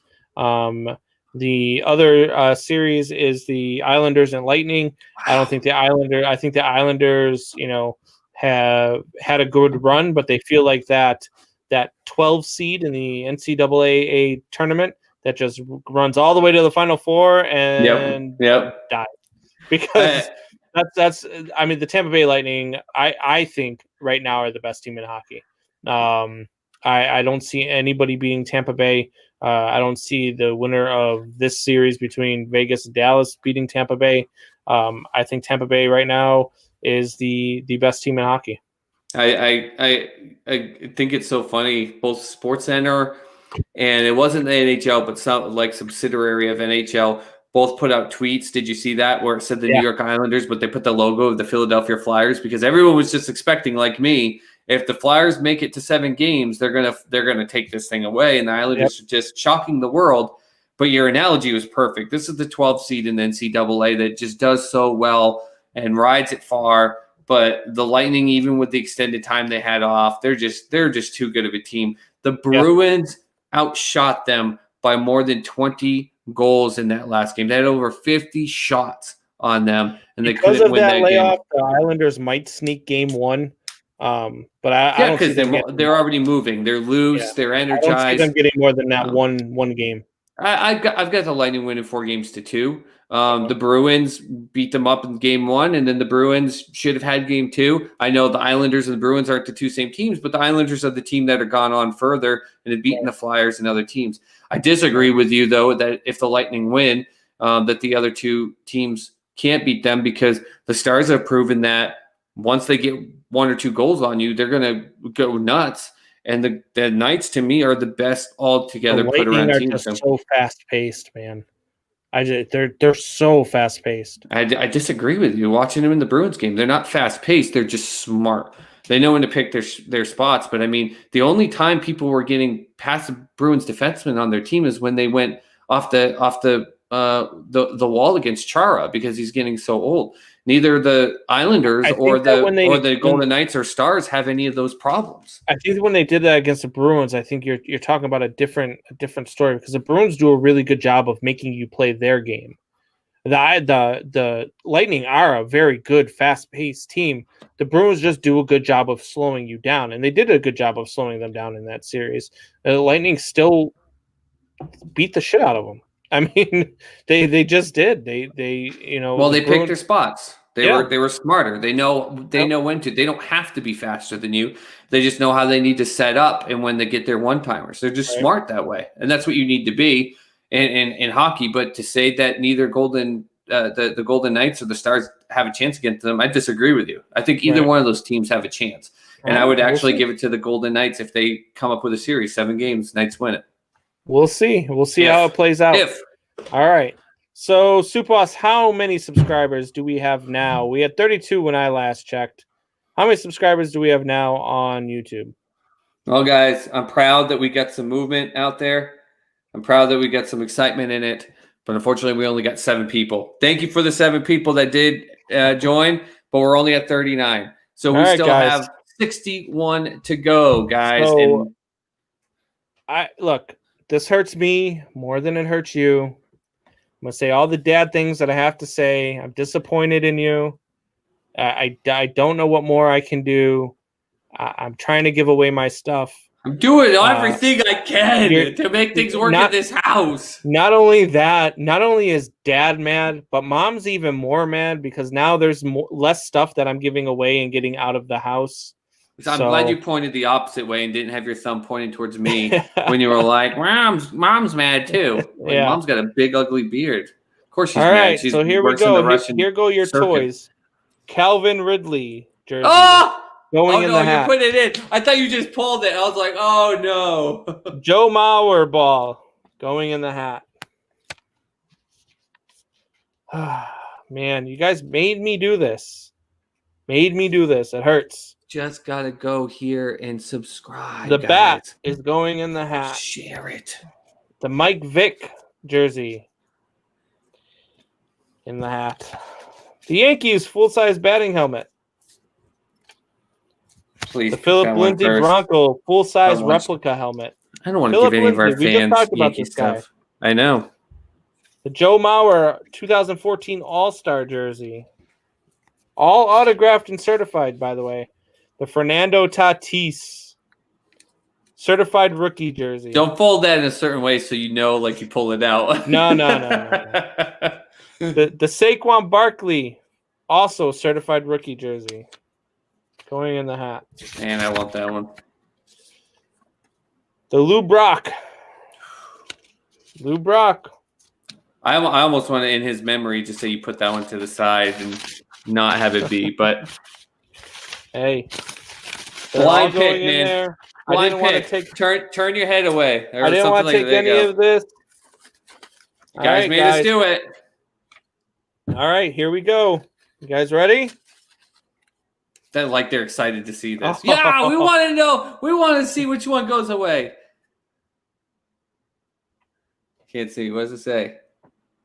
Saquon Barkley is off. That's a big one. Saquon Barkley jersey is off. Man, look, that jersey just sold on eBay. Same exact one that I have just sold on eBay for $700. Yeah, I was gonna say, yeah. $700 down the drain, guys. Look, it's very simple. Go to YouTube, Triple Shot Sports Podcast. All you have to do is subscribe. We get to 100 subscribers, we give away prizes. But if we get to next Sunday, we're pulling another prize off the table. Guys, let me give my stuff away to you. Please let me give my stuff away. This isn't over garbage. 1,600 views of our show on Tuesday. And all we're asking is 100 of those 1,600 people to go to YouTube, Triple Shot Sports Podcast, and click subscribe. You don't even have to watch it on YouTube. Just click subscribe. That's it. You can have free stuff coming your way. That's it. Like, I'm just trying to give my stuff away, guys. I've even made it where all you've got to do, instead of me putting the full feed on there, I've just put YouTube and then spelled it out. So you can literally just copy the words and go to YouTube and just strike up here. What? You guys are live? They say we go live a lot. 3 times a week. We're live. Yeah, I put it on all the social media. We are live. That's how we go. That's how we go, boys. Look, I am a half bottle deep now of my margarita that was full when I started the show. So that looks like piss in a bottle, buddy. Hey, look, what you're drinking is piss in a bottle. What I'm drinking is actually You don't flavored. even know what I'm drinking. Look, yours is piss in a can. Boulevard Brewing Company is a damn good drink. Does it have tequila in it? No, it's okay beer. Then. So tequila is disgusting. Yeah. Anyways, Rapid Dave Streams, what's going on, buddy? What's up? Let's see here. Calvin Ridley, but Riley is your boy. Look, I hope Riley does great things here in Chicago. But Calvin Ridley is the jersey that I have. Sitting behind me here, as you guys can see, I have the Calvin Ridley autographed Alabama jersey, which is still in the hat. And I have the Mike Vick Atlanta Falcons jersey, also still in the hat. Longer in the hat is the Saquon Barkley certified rookie jersey. Tough pull, guys. Tough pull, but you made me do it. Buy me a Harrison Smith jersey, and I'll make 100 fake YouTube accounts. That doesn't count, Joshua CV. It would even be worse because then it's just like, we're going to pull one of these names. Yeah. Joshua Seavey's the only one. Like, I wonder who it's going to be. And then I'll put the 100 names, and Joshua Seavey will still lose somehow. Someone in the first, all of the 39 names that are up there first are going to win. Joshua Seavey will still lose.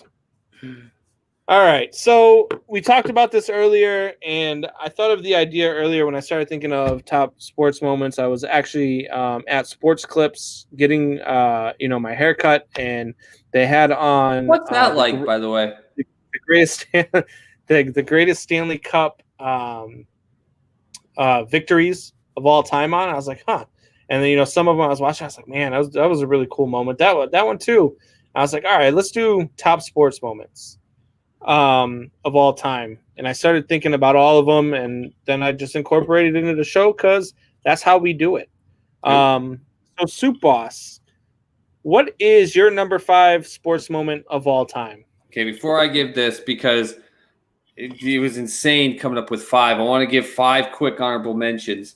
Derek Redmond, 400 meters, 1992, snaps his hamstring. His dad comes out of the crowd and helps him finish the race, and just one of that, and then gets a standing ovation. One of the most amazing moments in Olympic history. The Miracle on Ice, 1980, America versus USSR, which a lot of people don't realize wasn't even to win the actual goal. They still had to play one more game, but that was huge. Kirk Gibson, pinch hit, walk-off home run for the Dodgers, 1988 World Series, absolutely iconic with the fist pump.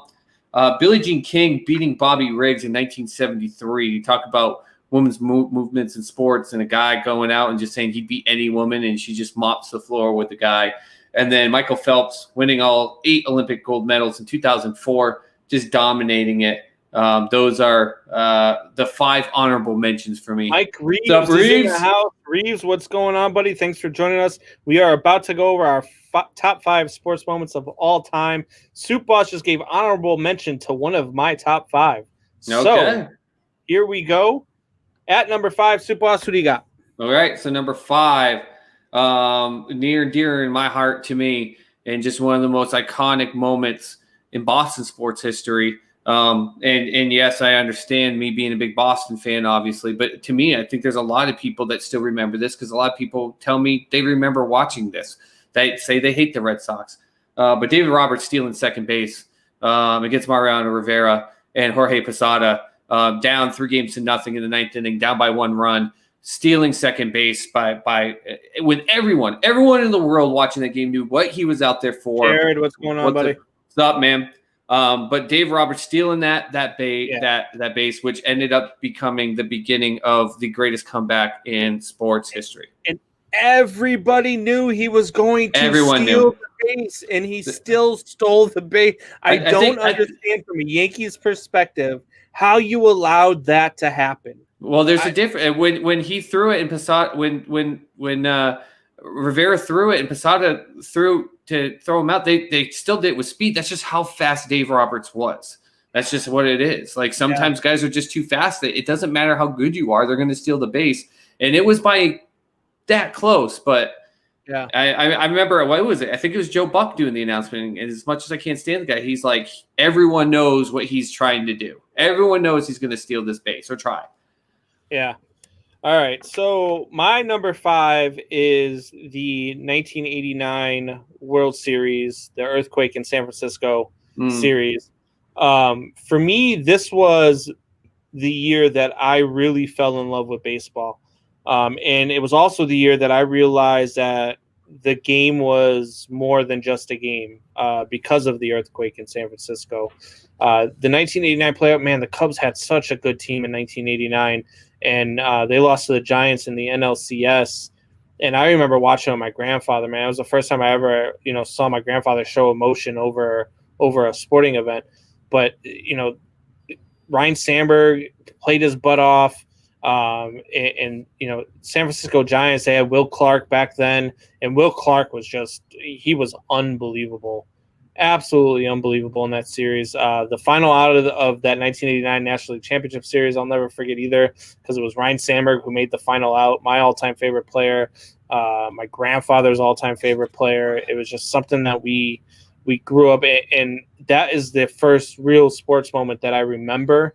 I was 8 at the time, and so for me, that's World Series when it came, and they had the earthquake, and they shut down.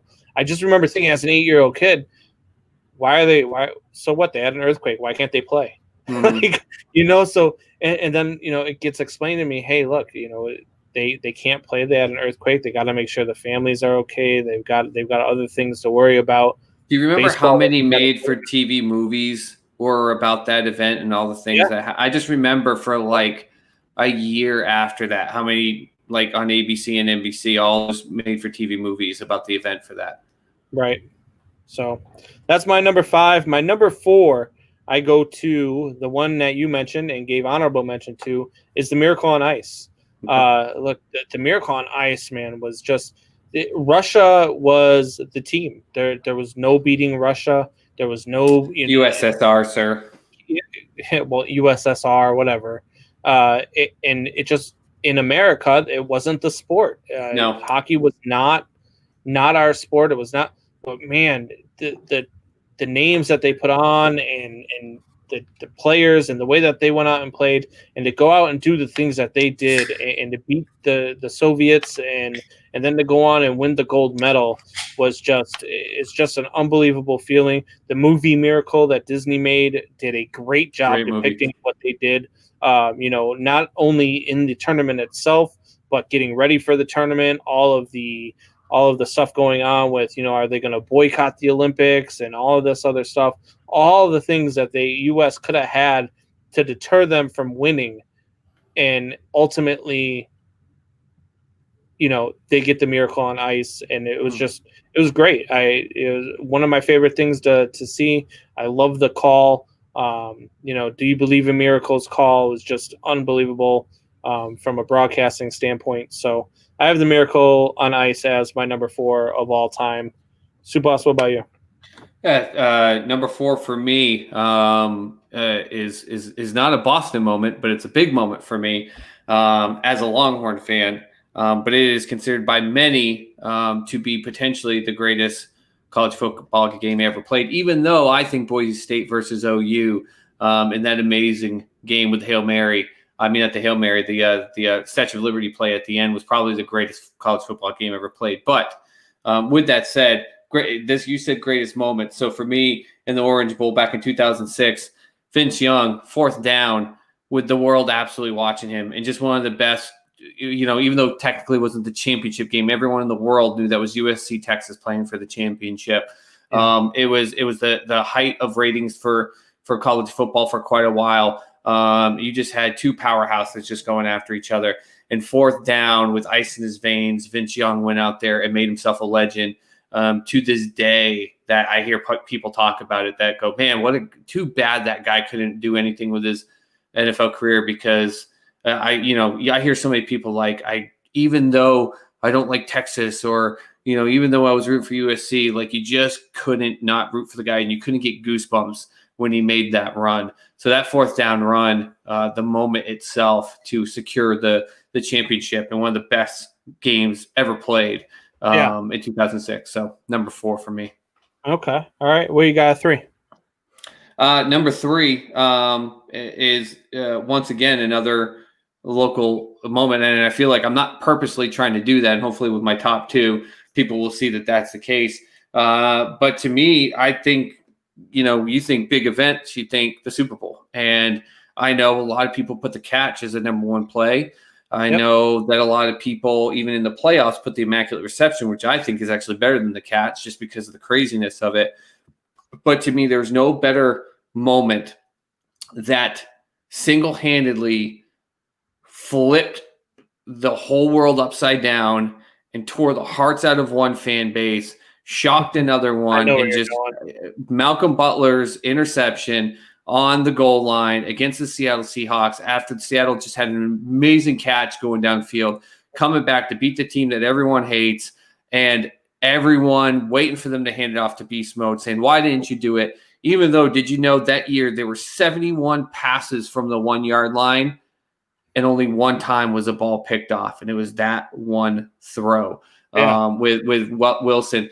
The Patriots proved that Bill Belichick watches. He's in the film room every single day through 34 a.m. for a reason. He practiced specifically for that play, knowing what they were going to do. And it was the biggest moment. I was in Dallas with some friends, and to watch just half of the room we were in just go from escalation and deflation, it was just one of the most iconic moments, and we couldn't get enough as a world of the reaction videos and talking about it for weeks to come. So that to me is the 3rd greatest moment ever. All right. My 3rd greatest moment ever is actually, it's a sports moment, but it's also could be considered not a sports moment, because my big thing, like, I love sports speeches, and some of them, are better than others. Some of them motivate you. Some of them make you think. Some of them are heartfelt. Some of them will make you shed tears. For me, number 3 is a tie between 3 guys. For me, it's the Lou Gehrig speech, the Jimmy Valbano speech. There it is, Jimmy V. And the Stuart Scott speech. Those 3 speeches to me really, every time I hear them, man, goosebumps. I tear up, especially Stuart Scott. Stuart Scott is one of my idols in this business. I absolutely love watching that guy on Sports Center, and knowing all of the things that he dealt with cancer, and his speech, and the Jimmy V speech, the don't give up, don't ever give up. I literally have a "Don't give up, don't ever give up" poster in my boys' room. Like, absolutely amazing speech. And then Stuart Scott, telling people, absolutely, it's okay to be tired. Let somebody else fight for you. when you're too tired, and talking about his daughters and having his daughter, like it was just so. I love why I watch it every year when the ESPYs come on, and they do the thing with him and Jimmy V, and then Lou Gehrig. Lou Gehrig getting sick and retiring, and today I consider myself the luckiest man on the face of the earth. It's one of those. That's the one like on-field sports speech that I'll never forget, because out of everything that this man's going through, being there on the field with the fans, he considers himself the luckiest man on the face of the earth. And I loved everything about it. I love the game of baseball specifically. So for me, that's what I have at number 3 is those 3 speeches. Yeah, Jimmy V's speech is one of my all-time favorite moments in the history of the world, but I didn't put them in there because I consider those to be people who are obviously attached to sports, but I didn't find them to be sports moments. I think they're just life moments. Yeah. Well, I put them in there because they happen at they happen at the ESPYs, which is a sports award show. And then, Gehrig's happened on his last day with the Yankees and all that other stuff. But yeah. At number 2, here's one that a lot of people will find surprising. But I was 14 when it was going on. The girls in it were the same age as me. They were, man,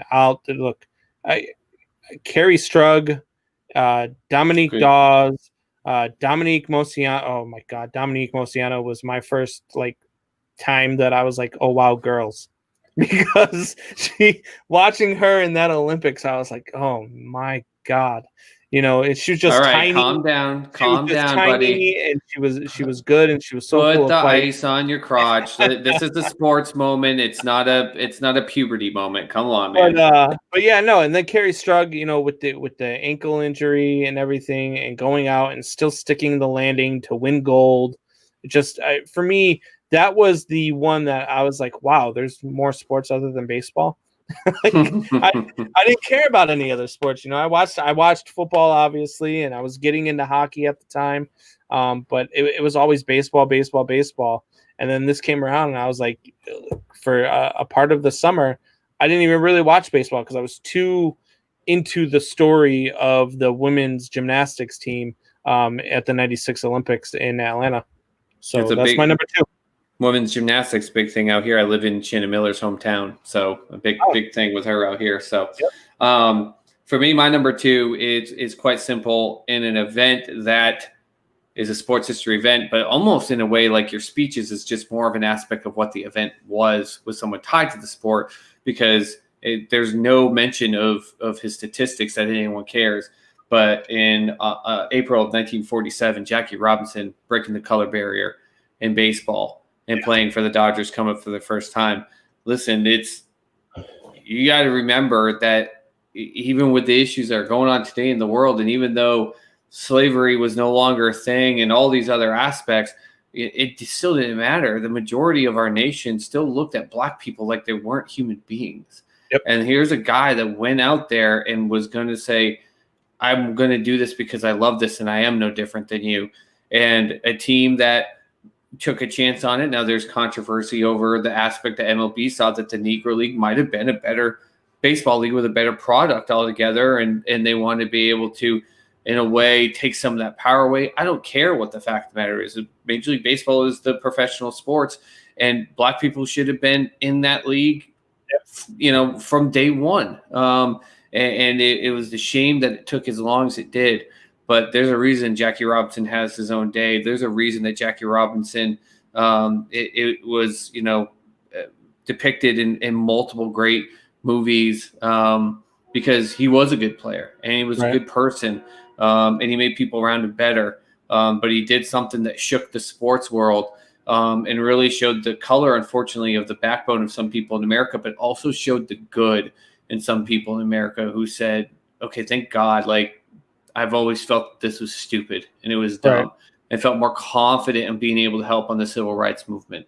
So to me, that was just an iconic moment in just all of sports for that aspect. Yeah, no, absolutely. That's a great moment for sure. So now we get into our number ones. So Supos, let me give you a drum roll.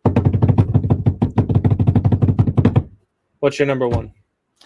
So my number one is not the overall that most people put it as, but a very specific moment in that to give you a little front end of it. But Jesse Owens in the Olympics in 1936. So you're thinking even before Jackie Robinson was in the Olympics for America in a time where it still, again, was an issue with Black people being athletic. But you had an aspect of Adolf Hitler overseeing his country and setting it up for the Germans to be overly successful. And this isn't an America versus German thing at all. What it was instead was a guy who couldn't even, if you go back and look at the stories, had one of his shoes stolen and had to patch together a shoe that didn't even fit him correctly and wasn't the same brand or anything, and pretty much taped it on in order to go out there and compete. He not only wins, but he wins 4 Olympic golds. But that's not even as amazing as that was, and doing it in front of Adolf Hitler was amazing. But the crazy thing is that a lot of people forget is Luz Long, who was toted and built to be the person to dominate for the German team, stood on the podium with Jesse Owens for the German team with Adolf Hitler overseeing.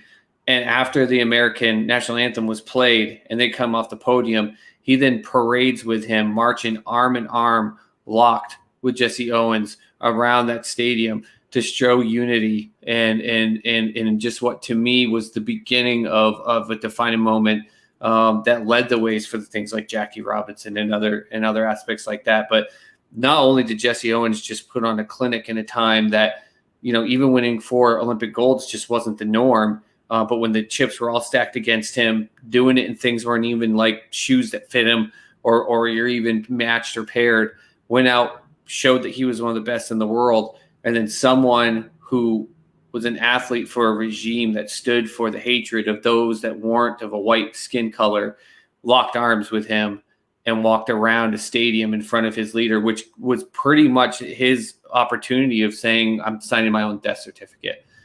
So that whole thing encompassed in one. To me, when I've watched the videos on it, it's just goosebumps across, not just Jesse Owens, but Luz Long, the German, who decided that he was going to take a stand as well. So to me, that's the greatest moment in sports history.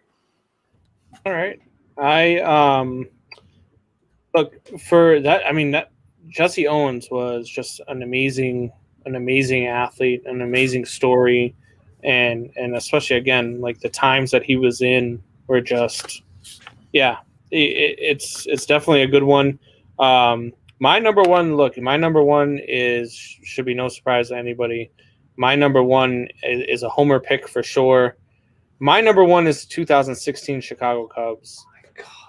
Look, and not just the World Series, the entire 2016 Chicago Cubs. Baez with the Mother's Day walk-off. Well, of course you'd pick the Patriots in the first week. Of course you'd pick the Patriots. The greatest moment in the history of sports. Listen. It was a great moment, but you think that's greater than even the top 4 that you put? How many? You're such a homer. How many times has a team or a fan base had to wait 108 years between Dave Roberts stealing second was better than that, and I didn't even. He just barely stepped in the top 5. You're out of your mind. Holy cow! There's no way the 04 Red Sox winning is better than the 2016 Cubs. 108 years. You think outside of Chicago, even though the world, including you think this is the greatest moment for everyone outside of Chicago? Everybody's rooting for the Cubs. History. Everybody. History. Yes. Jackie Robinson, Jesse Owens, Muhammad Ali, Rumble in the Jungle, the pass, the immaculate reception. Yeah. The band is on the field. Yeah. The miracle. You're insane. Yep. This is you do not get to thread an ounce of Homer tone in your voice against me ever again, Mr. Combs. You are loaded with sheer insanity. Look, as great of a series as that was, that is not the greatest moment in the history of sports. You should be ashamed of yourself. Absolutely not. Absolutely not. It is absolutely the number one sports moment in all of sports history. The Cubs winning that World Series, first of all, they were down 3-1 in the World Series, go on the road for Game 6 and 7. Then they blow a 6-run lead in Game 7. And then come back after a rain delay and win it in extra inning. By far, before, at that time, it was the greatest World Series ever played. And then heading into Game 7, you had two teams where their history was just, they just had a history of losing. Cubs hadn't won in 108 years, I believe, for the good World Series, and it wasn't even the best World Series that had been ever played. The Diamondbacks Yankees was by far a better World Series. No, you're out of your mind. No, everyone else in the world would agree with me outside of you and everyone in Chicago. You are so out of your mind. Edgar Renteria for the Marlins hitting up the middle against the Indians was a better World Series and a better moment. No. Gonzalez hitting that blooper over Jeter's head in Game 7 to beat the Yankees was a better World Series and a better moment. No, it was not. You're out of your mind. The Arizona Diamondbacks upsetting the Yankees that year was a great moment at the time. But the Cubs the Cubs fan base had waited 108 years. I get it. 108 years between championships. And then to go out and do it the way that they did it, it was absolutely moment. Just because they finally got over the hump and won, so did the White Sox, so did the Red Sox. But that doesn't make them it was a World Series. It was a win. It was a great win. But that is not in all of the history of sports. I dropped Jesse Owens and Luz Long, who's a white German, locking arms in arms with a black man in front of Adolf Hitler, and you're going to tell me that's better? You're insane. Yep. Michelle chimes in, laughing my ass off at Soup Boss. You should have seen that coming. And she's right. I'm disappointed that you didn't see that coming. Disrespect sports, sir, with that. Absolutely not. Disrespect sports. The 2016 Cubs. No one's going to sponsor us now. Gardner Minshew's not going to come on this show. He won't give a crap if you shave a Fu Manchu in your butt hair. He ain't going to come on here. God, it was a great moment, no doubt. It was an amazing World Series. I loved it. Jeez. And you gave me shit about picking the Patriots in a week 1 matchup against the Dolphins. Jared says, I hate the Yankees, not the Sox. Triple Shot Sports Podcast says, Jared, you should fight them. And Triple Shot Sports Podcast says, from the YouTube page, subscribe. Joshua Seavey says he's a Bears fan, Chad.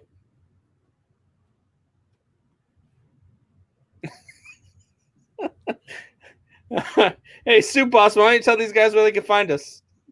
Not that anyone wants to freaking find us now if they listen to that crap. Guys, if you want to find us, if you happen to just be interested now at this point, at 3 Shot Sports on Instagram or Twitter, but I'm just going to put a poll up tonight. Is Mr. Combs out of his goddamn ass? And on YouTube, Triple Shot Sports. Please, for the love of God, just get us to 100 subscribers so this man has his shit taken away. Please. He doesn't deserve to have signed memorabilia anymore. I felt bad that he was the one giving over his crap. Now get us to 100 subscriptions before Sunday so we can give it all away. For the love of God. YouTube, Triple Shot Sports Podcast. Subscribe. Take the stuff away from him. He doesn't deserve it.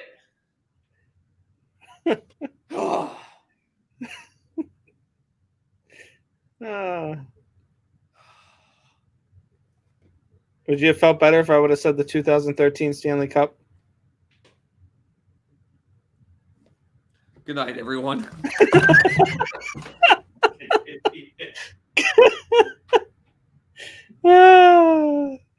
Joshua Seavey, those Chicago people tend to be a little delusional. Look, I don't care what you guys say. That 2016 Cubs team was the Baez Mother's Day home run, the walk-off, the Contreras Father's Day with his first at-bat, hitting a home run. They dispatched the Giants in 4. beat Measles is going to come on and tell you need Jesus. That's what he's going to come on and tell you. Joshua CV says subscribe. That is all the time we have for now.